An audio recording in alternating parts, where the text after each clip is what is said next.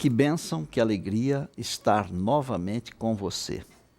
Este é o nosso 18º encontro, estudando a série As Revelações do Santuário. Um abraço carinhoso para você que tem nos acompanhado em todos esses encontros. Eu tenho certeza absoluta que Deus tem abençoado a você, a sua família. Louvado seja o Senhor por isto. O estudo de hoje está relacionado com o primeiro compartimento do santuário, chamado de Lugar Santo. Você deve se lembrar que no Lugar Santo encontramos 3 mobílias: a mesa com os pães, o candelabro e o altar do incenso. Pela palavra de Deus, aprendemos hoje que o altar de incenso representa 2 coisas maravilhosas: as orações dos santos, que sobem ao céu como um incenso de aroma suave, e a intercessão contínua de Cristo por nós no santuário celestial. Você já se perguntou como deve ser a oração? Bem, ela deve ser não uma reza, não uma penitência, mas deve ser como uma conversa com um amigo de verdade, abrindo-lhe o coração.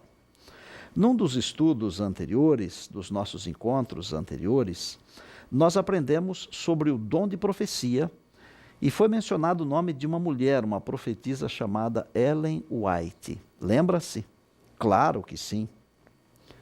Pois é, sobre a oração, ela escreveu uma frase maravilhosa. Ela disse: a oração é o abrir do coração a Deus como a um amigo. Devemos, na oração, evitar toda e qualquer gritaria, porque isso entristece o Espírito de Deus. Quando Jesus andou aqui, ele passou muito tempo em oração.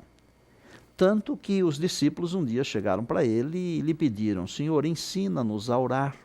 E em resposta a essa solicitação foi que Jesus lhes ensinou a oração que nós chamamos de Pai Nosso, ou a oração do Senhor. Quando orar? Devemos orar sempre e sem desanimar. Daniel, o profeta, orava de manhã, ao meio-dia e de tarde. O ideal é passar o dia em comunhão com Deus. Não basta apenas orar rapidamente 3 vezes ao dia. É preciso viver em constante oração. Jesus disse: orai sem cessar. Não estou dizendo que devemos passar o dia inteiro ajoelhados e não fazer mais nada na vida. Não. Estou motivando você a viver em íntima comunhão com Deus o tempo todo, e isso é possível. Estou dizendo que podemos manter o pensamento em Deus o dia inteiro. Se Jesus, sendo Filho de Deus, viveu uma vida de oração, que diremos a nosso respeito? Penso que nós, pobres mortais, devemos orar muito mais. Podemos orar por nós mesmos, pela nossa família, pela nossa igreja, pelo nosso país, etc. Mas podemos orar também de forma intercessória, dedicando tempo em oração em favor de outras pessoas. Por quê? Porque quando oramos pela saúde de alguém, isso é, de forma intercessória, Deus abençoa também a nossa saúde. Quando oramos pela vida financeira, pelos filhos, etc. Quando oramos em favor dos necessitados, tudo aquilo que pedimos para os outros, nós também recebemos. A oração deve ser dirigida a Deus, em nome de Jesus, sob a intercessão do Espírito Santo.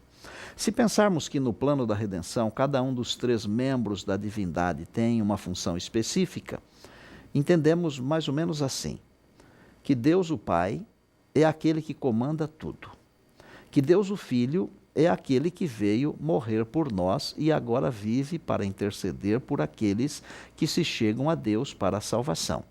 E que Deus, o Espírito Santo, é o Consolador, enviado para interceder por nós, junto ao Pai. E também tem a função de cuidar dos filhos e das filhas de Deus aqui na terra até o dia da volta de Jesus.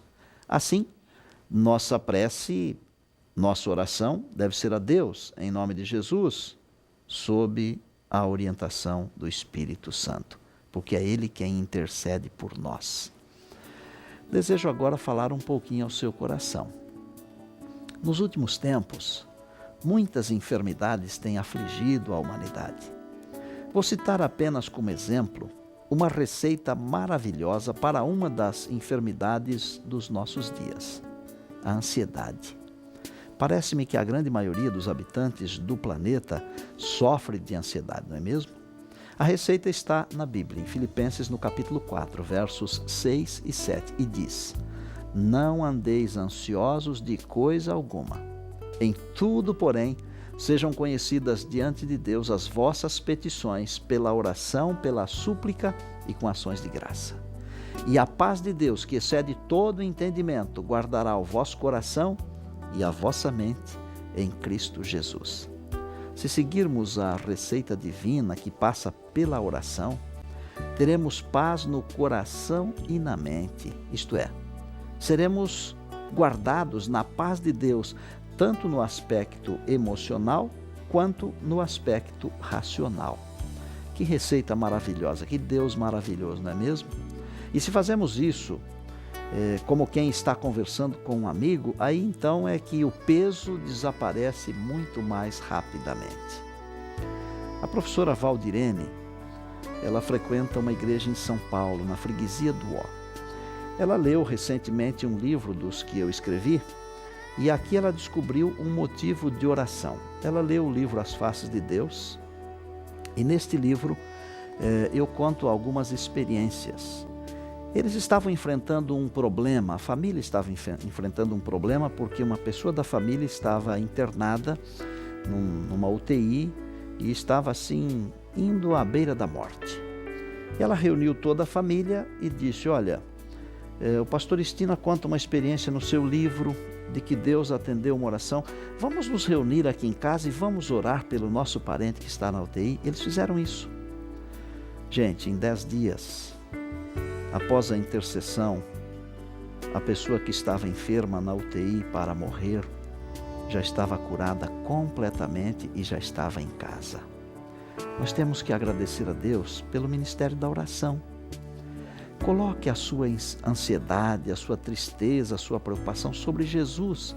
Ele cuidará de você. Se for o desejo do seu coração viver essa vida de comunhão, de oração, para poder ter a presença de Deus dentro de você, no coração, ore comigo agora. Querido Deus, nosso Pai eterno, hoje aprendemos que a oração é como abrir do coração a Deus como a um amigo. Queremos, Senhor, viver uma vida dedicada à oração, porque queremos viver em comunhão com Deus. Senhor, aceita a nossa prece. Nós oramos fervorosamente, em nome de Jesus, o nosso Salvador e Senhor. Amém. Bem, chegamos ao final de mais um encontro, mas eu espero você no nosso próximo encontro. Combinado? Até lá então.